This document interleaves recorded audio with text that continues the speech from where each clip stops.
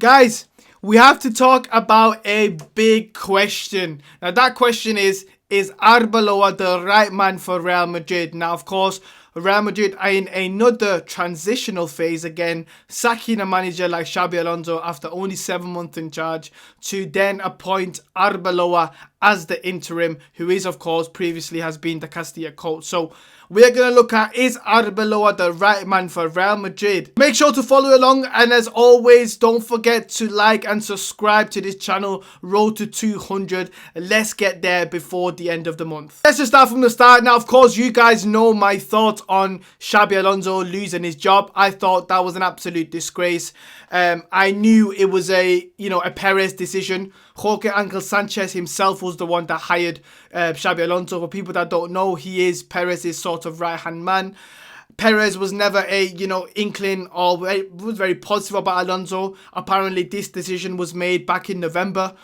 But of course, he did sack it after the El Clasico at the Supercopa. So look, in comes Arbeloa, and look, straight away it's pretty evident that this man has come in because of Perez. Perez wants this guy to be Perez's puppet, and that's what he does. I mean, let me just read you some of the quotes that he said in the the press conference that he said about Vinicius Jr., that he doesn't care what happened, that he's lucky to have Vinicius because he's one of the best game-changing players in the world, and a happy Vinny is the best Vinny. So look, it's clear to see why Xabi Alonso was sacked, because Perez clearly wants Vinicius Jr. to sign that renewal. And he also told Arbeloa, listen, you are going to make Vinicius happy and you're going to keep him happy. And look, we've seen against Monaco, Vinicius Jr. had a great performance, 3 assists and 1 goal. It's clear to see why, he was put in this, as a manager, because he is just Perez's puppet. And of course, against Levante, the boos ran out for Real Madrid, still won the game 2-0, of course. Arbeloa, after the game, came out and said,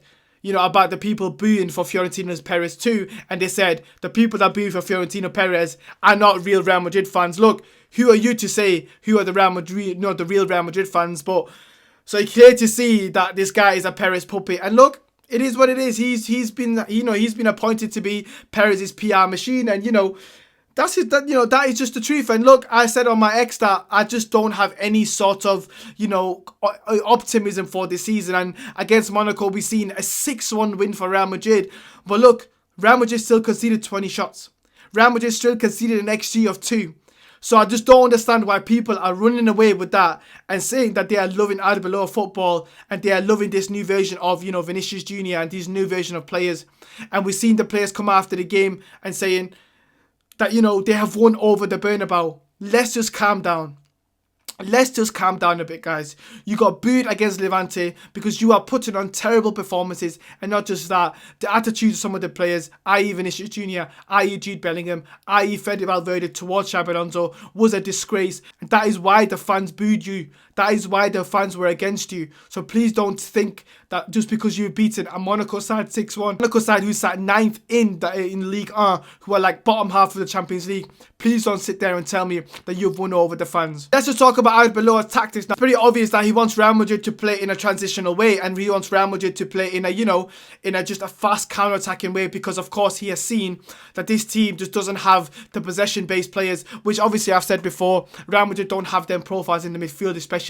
And of course with Vinicius Jr. and Kylian Mbappe, arguably on paper should be, the most threatening kind of, dangerous transitional team in the world. And that is what he's trying to, push on transitional. And we've seen that against Monaco. Real Madrid sat back, really didn't press enough, didn't press a lot, and they just went in transition. We've seen that against Levante as well. Real Madrid didn't want to press as much. Real Madrid just want to kind of sit in a mid to low block and, get the ball and pass quick passes and get the ball forward to Vinicius Jr. And we've seen it. Against Levante, he was constantly be given the ball. Against Monaco, he was the main man constantly all the time. And look, Mbappe getting the 2 goals as well. So he was getting the best out of Kylian Mbappe and Vinicius Jr. And it's pretty evident to see that he's going to make Vinicius Jr. the main man of this team with Kylian Mbappe, of course, because he wants to play transitional football. But one of the dangers that I do have to say, though, is he did say as well after the game that he doesn't want Mbappe and Vinicius Jr. to tire themselves out by defending. Listen, this is a very dangerous precedent to set, because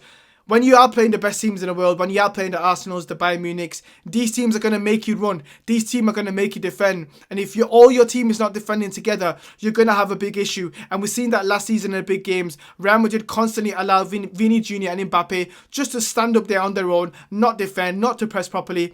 And of course, we've seen Real Madrid get sliced through by every big team in the world last season. So this is a very, very dangerous thing to say after the game, because this is going to let Real Madrid say, you know what, we have gone back to default setting. And that's what's happened. The players have won. The players have won when it comes to wanting to play how they were. Xabi Alonso had to revert back to that because he was trying to save his job after, of course, the Vinicius Jr. debacle and the Vinicius Jr. Going behind the scenes and being angry at, this guy's tactics and other players as well. He had to divert back to this, default setting. And look, Arbeloa is doing exactly that. He's not going to have his own philosophy because he is the interim coach, but I just think it's a dangerous precedent to set by telling these players that, you know what, you guys don't tell yourself, don't tie yourself out, you just go and play on the counter-attack. I just think with the tactics and the setup of playing in the transition and not pressing high, kind of not relying on the counter-press as much either, just kind of, relying on your defensive ability, whereas Real Madrid don't have the greatest defenders at this moment in time. Of course, Militao is out for a sustainable amount of time. You got Dean Huijsen, who has been very hot and cold. Asensio has arguably been Real Madrid's best defender this season. Rudiger, again, you can't rely on an injured Rudiger as well. Of course, Carreras has had a good season. He struggled, against the big teams a bit, against Atletico Madrid in particular.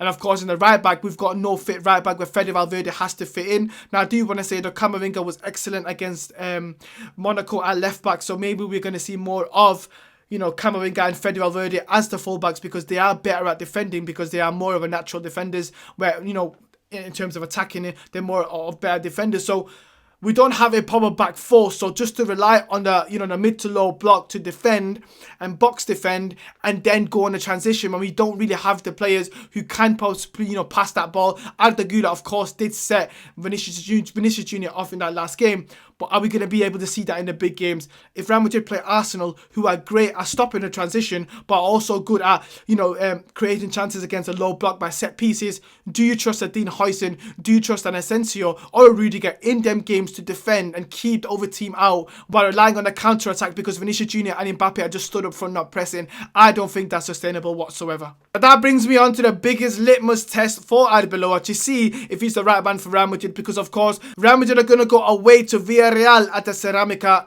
tomorrow's game, which is going to be a huge game for Real Madrid, because like I said before, Villarreal is a huge test. Villarreal are not an easy game to play, especially at the Ceramica. Now of course Real Madrid have already beaten Villarreal this season at home, so this is really going to be a difficult game for Real Madrid, and I'll tell you why that is. And that is because Villarreal play in a 4-4-2 or in a 4-1-4-1 mid block. Now against Monaco just didn't read the scouting report and they just played how they wanted to play, and they were so open for Real Madrid. They kept giving the ball away. Now what Villarreal won't do is do that. Villarreal like to sit back and play in a low block. Arbeloa wants to play transitional football, but what he doesn't understand is that when you play teams in La Liga and teams that play in the low block, you're not going to have that much transitional opportunities. We're going to have to see a different back from Arbeloa in this game and from Vinicius Jr. because I've been told a lot about these being the new improved players. But let's see against a team like Villarreal, because they're not going to give you the space to be able to do that. And also, Kylian Mbappe against a low block is pretty much non-existent. You might as well not play Kylian Mbappe in these games. So Gonzalo Garcia should be the player who comes in this game. I would prefer Franco as a right winger too, because I think Franco is a very smart player and he was great against Monaco just by his dribbling and just by his way of linking up. He's great at that. And against a low block, you're going to need a lot of 1-2s and get the defensive shape out of their, kind of low block. And Vinicius Jr. can do well against a low block, but he needs a box presence in there. And of course, when you play a low block, it's so important to have a box presence to occupy the two centre-backs, because then other players can come in. And this is where Real Madrid can be very, very dangerous, because if Vinicius Jr. does receive the ball very wide, which is what Villarreal wants to do, by the way. So what Villarreal wants to do is they want to keep it very, very compact in the centre. So they like to, line up in a 4-4-2, as I just mentioned, and they'll have the two strikers defending the midfielders. And what they also like to do is double up on the wing. So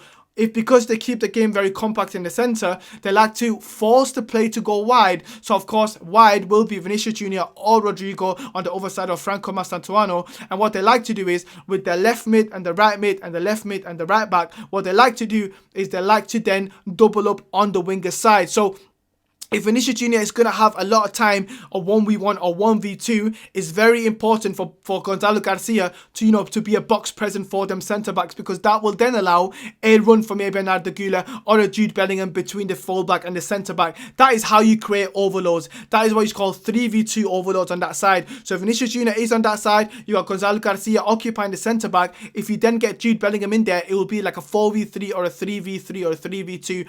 That's what Real Madrid needs to do in this game. It can't just be a game of Vinicius Jr. trying to take on 7-man and Mbappe stood outside the box asking for the ball. This needs to be a proper tactical setup, because Villarreal is never an easy game. And may I remind you, Villarreal are third in La Liga. They are just behind Real Madrid. So this is a second versus third tie, and this is a huge tie from what looks like, for Arbeloa. Is he going to be the right man? Because this is his first test. I just want to say as well that Arbeloa has clearly got the better of some players, and what he knows is he knows how to kind of brush these egos. And look, I don't agree that is what only thing a Real Madrid manager should do, but fact of the matter is that if he can get the best out of the players playing like this, then of course we have to accept it, and we have to maybe say that he is the right man for Real Madrid. But of course, there's so many games to go, and like I said, the Villarreal game is going to be a huge litmus test, because this guy has been basically brushing the egos of these players in this press conference. So can that translate onto the pitch against a proper team? Let me know your thoughts in the comments, of course. Do you think Arbeloa is the right man for Real Madrid? And how are you finding, his man management? Because, of course, at Real Madrid, it's not just about managing